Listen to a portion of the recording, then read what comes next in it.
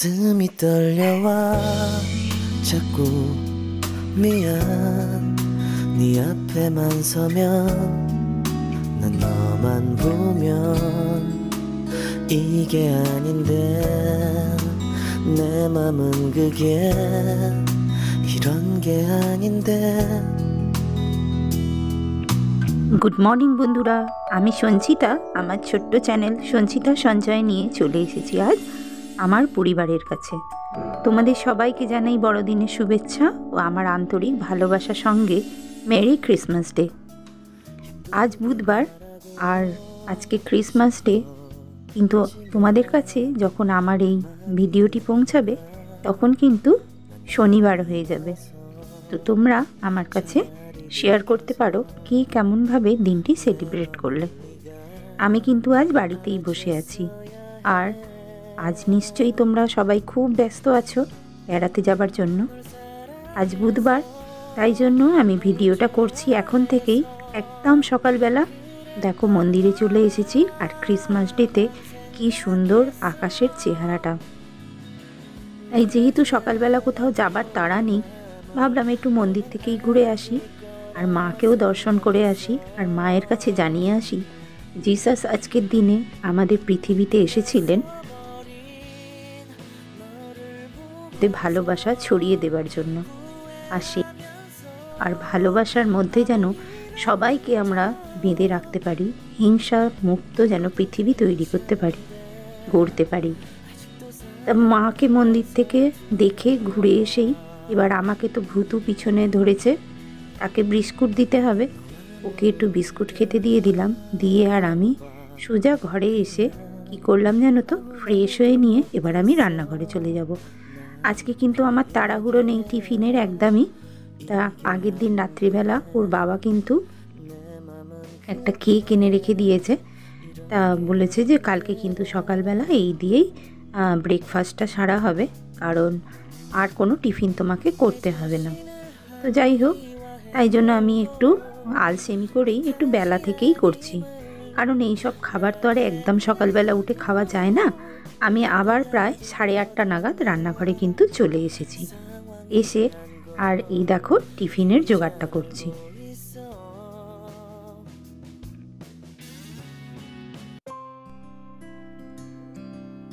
তো আমি তো কেক কেটে নিলাম, দেখতেই পেলে।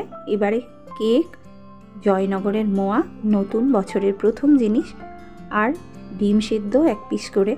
আর কি নিলাম জানো? আর নিলাম আগের দিন জিসাসের জন্মদিন উপলক্ষে পায়েস করেছিলাম, তাই জন্য রাত্রিবেলা থেকেই যে পায়েসটা করে রেখেছিলাম সেই পায়েসটা কিন্তু আমি নিয়ে নিলাম টিফিনে। এবার সকালবেলা আমার এই টিফিনটা কেমন লাগলো তোমরা অবশ্যই কিন্তু কমেন্ট করে জানাবে। তো এইবারে টিফিনটা খেয়ে নিলাম, আর বিশেষ যেহেতু আজকে কাজের চাপ নেই, সকালে বিশেষ করে রান্নার টিফিনের চাপটা নেই, তাই জন্য কি করলাম যেন, সোজা ঘরে চলে এলাম টিফিনটা খেয়ে। এবার আজকে তো একটু, যেহেতু আজকে জিসাসের জন্মদিন আর স্পেশাল ডে, সবাই বাইরে কত আনন্দ করতে যাচ্ছে, সবাই ঘুরতে যাচ্ছে, কিন্তু আমি কিন্তু আজকে বাইরে যাইনি কোথাও বেড়াতে, জানো আমি আজকে কিন্তু বাড়িতেই আছি। আর সেই জন্য একটু স্পেশাল কিছু রান্না করব না, শরীরটা কিন্তু একদমই চলছিল না। কেন চলছিল না সেটা তোমাদের পরে আমি বলছি কারণটা। তো এই দেখো সকালবেলা আমি কিন্তু অনেকটা কষ্ট করেই ঘরের সমস্ত কাজ করছিলাম, একদমই কিন্তু আমার শরীরটা চলছিল না, ভীষণ শরীর খারাপ লাগছিল। আর তারপরেও কিন্তু আমি ঘরটাকে পরিষ্কার করে নিয়ে এবার রান্নাঘরে চলে যাব। ওর বাবা বাজারে চলে গেছে মাংস আনতে, বললো যে আজকে যেহেতু একটু স্পেশাল দিন, অবশ্য স্পেশাল দিন বলে কিছু না, মাংস আমাদের খুবই খাওয়া হয়, সেটা কথা না, কারণ এখন দেখো চিকেনটার দাম অনেকটাই কমে গেছে, তাই জন্য কিন্তু মাংসটা আমাদের প্রায় দিনই খাওয়া হয়, সেটা কোনো স্পেশাল ডে বলে কিছু নয়। কিন্তু তবুও যেহেতু একটা দিনটা আমরা আলাদা করে একটু পালন করি, বা মনের মধ্যে আমাদের একটু অন্যরকম একটা অনুভূতি থাকে, সেই জন্য যেন মনে হয় যে একটু মাংস টাংস করলে ভালো লাগে খেতে। তাই জন্য আজকে ভাবলাম যে রোজই তো শুধু ভাত খাই আর চচ্চড়ি, ডাল, শাক সবই খাচ্ছি, কিন্তু আজকে যেহেতু একটু স্পেশাল দিন, সেই জন্য একটু স্পেশাল কিছু রান্না করব। তা কি করব, মেয়ে তো বলছিল যে মা আজকে কিছু স্পেশাল করবে না। তা আমি বললাম ঠিক আছে, সেই তো আমাকে ভাত করতেই হবে, তাহলে ভাতটাকেই একটু অন্যরকমভাবে করি। তা আমি ভাবলাম যেন আজকে একটু স্পেশাল ভাতটাকে রান্না করব, মাংস আর ভাত, আর কিন্তু কিচ্ছু করব না, কারণ আমার শরীর একদমই চলছে না। কারণ তোমাদের আগের ভিডিওতে আমি দেখিয়েছিলাম যে আমি মায়ের বাড়ি গিয়েছিলাম তোমার 22 তারিখে। এবারে মায়ের বাড়িতে তো সারাদিন প্রচণ্ড মানে ধকল হয়েছিল দাঁড়িয়ে থেকে, তা সেই জন্য দাঁড়িয়ে থেকে তো ভীষণ ধকল হয়েছিল। আর যাই হোক, মাকে দেখে শান্তি, তবুও যত কষ্টই হোক এই তো শরীর থাকবে না, কিন্তু মাকে যে দর্শন করলাম এই দর্শনটাই থাকবে আমাদের জীবনকে সম্পূর্ণ নির্লিপ্ত করার জন্য। আর কি বলো তো, নিজেদেরকে জীবনটাকে ধন্য করার জন্য আমি মনে করি সেটাই অনেক। যতই কষ্ট শরীরে থাকুক না কেন, তা আমাদের অবশ্যই মানে যাকে আমরা মানি তাকে যত কষ্টই হোক কিন্তু দেখতে যাওয়া উচিত। তা যাই হোক, সেই চিন্তাভাবনা নিয়ে আর মাকে দর্শন করে এলাম। তারপরে কি করলাম বলো তো, এই যে দেখো সমস্ত কিছু সব গুছিয়ে টুছিয়ে নিচ্ছি, নিয়ে কিন্তু আমি এবারে রান্নাঘরে চলে এসেছি। আর রান্নাঘরে এই দেখো গাজর আর কড়াইশুঁটি একটু হালকা সিদ্ধ করে রেখেছি, আর এই যে বিমস এনেছে ওর বাবা, কেটে নিয়েছি। বিমসটা আমার ছিল না জানো, বাজার থেকে আনার পর, নালে ওটাও একটু ভাপিয়ে নিলে ভালো হতো। আর এই আলু ভাজা হয়ে গেছে, আর এই সমস্ত কিন্তু আমি জোগাড় করে নিয়েছি, আর ভাতটাও কিন্তু বসিয়ে দিয়েছি। ভাত বসিয়ে দিয়ে দেখো ভাতটা আমার হয়ে গেছে। আজকে কিন্তু আমি একটু রাইস করব, ফ্যান ঝাড়িয়ে রাইস করব, কারণ আমি দুরকম রাইস করতে পারি। আজকে কিন্তু ফ্যান ঝাড়িয়ে রাইস করব। তাই এই যে ফ্যান ঝাড়িয়ে ভাতটা কিন্তু আমার হয়ে গেছে, ভাতটা হয়ে গেছে। এর মধ্যে কিন্তু আমি এবারে সমস্ত ভাজাগুলো দেব। এই ভাজাগুলো কি করেছি জানো, পেঁয়াজ আছে আলাদা আলাদা কিন্তু করে সব আমি ভেজেছি, সাদা তেল আর গাওয়া ঘি দিয়ে কিন্তু এগুলো আমি ভেজেছি সব। আর সমস্ত পেঁয়াজ আলাদা করে ভেজেছি, তারপরে তোমার সমস্ত সবজিগুলোও কিন্তু আমি আলাদা আলাদা করে ওই ঘি আর সাদা তেলের মধ্যে ভেজে নিয়েছি।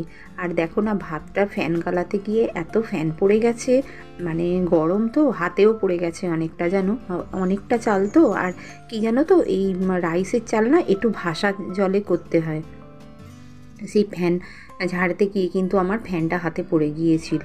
যেহেতু শীতকাল সেহেতু তখন বুঝতে পারিনি, কিন্তু এখন একটু জ্বালা করছে। তো যাই হোক, এই দেখো আমার রাইসটাও কিন্তু হয়ে গেছে।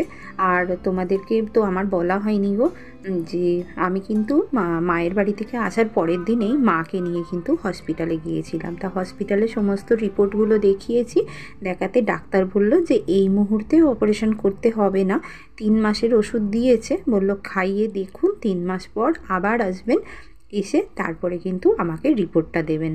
আর চোখ অপারেশন আপনি এই মুহূর্তে করতে পারেন, অসুবিধা নেই। তা রিপোর্টগুলো নিশ্চয়ই ভালো রিপোর্ট বেরিয়েছে গো। আমরা ভীষণ ভয় পেয়ে গিয়েছিলাম, আর ভাবছিলাম ওইরকম রোগা মানুষ কোথায় অপারেশন করলে নিতে পারবে না, সেই জন্য আমরা খুব ভয় পেয়ে গিয়েছিলাম। বোনেরা খুব কান্নাকাটি করছিলাম, ছোটো বোন তো ওই বাচ্চা নিয়ে যতটা সম্ভব মাকে সমস্ত রিপোর্ট করিয়ে দিয়েছে। ছোটো বোনই সমস্ত খরচা করে মাকে রিপোর্ট করিয়ে দিয়েছে, আর আমি এদিক থেকে যতটা পাচ্ছি লেবার দেবার চেষ্টা করছি গো মায়ের পিছনে।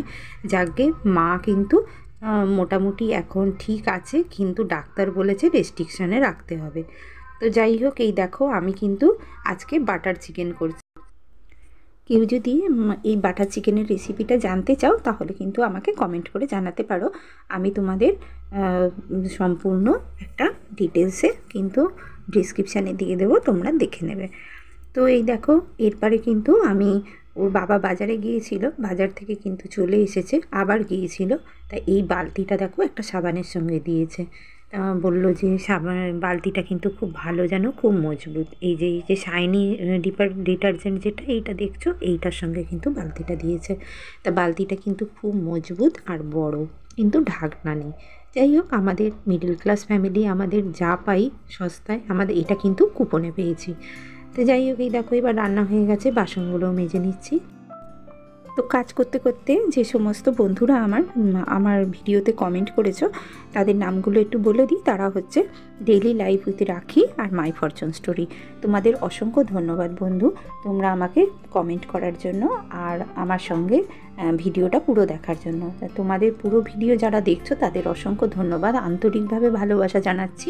আমার সঙ্গে এইভাবে জুড়ে থেকো আর আমার ভিডিওগুলো সম্পূর্ণ দেখো।